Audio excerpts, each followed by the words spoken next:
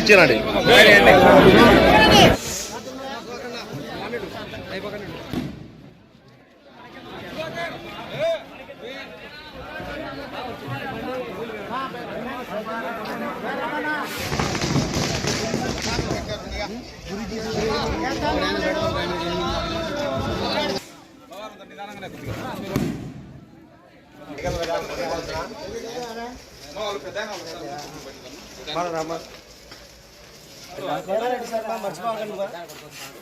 నమస్కారం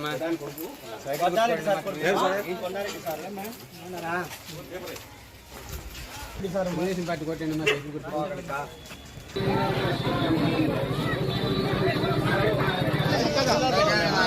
మెల్లిగా మెల్లిగా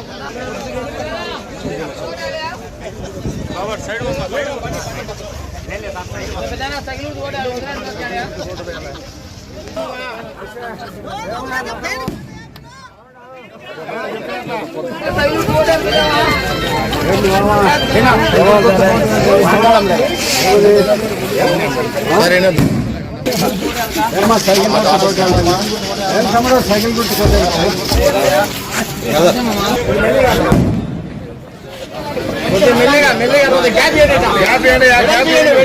వచ్చాను వచ్చాను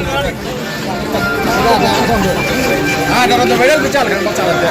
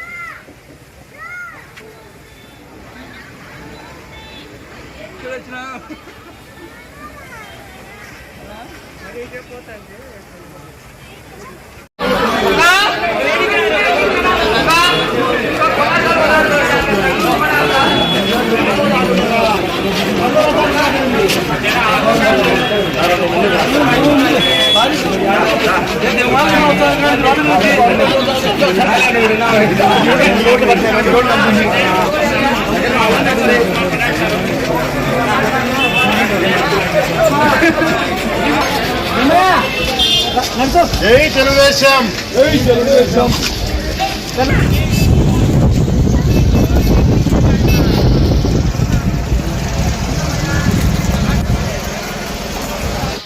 మధుమా పెద్ద వరదాలు సార్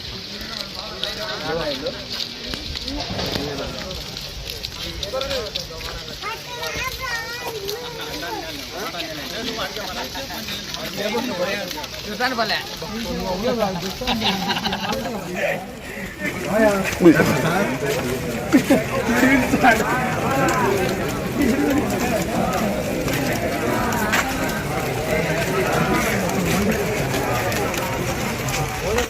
అయిపోతానే పోతానా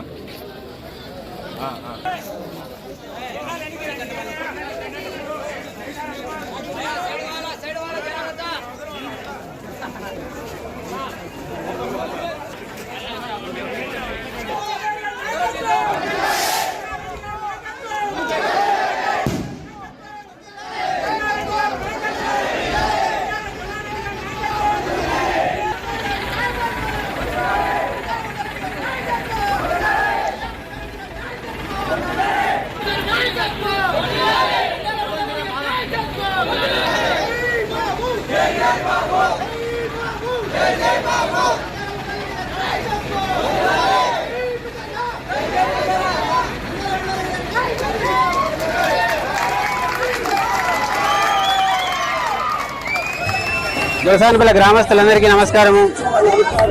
ఈరోజు మాకు లభించిన ఈ అపూర్వమైన స్వాగతానికి మీకు అందరికీ ధన్యవాదాలు, కృతజ్ఞతలు తెలియజేసుకుంటున్నాం.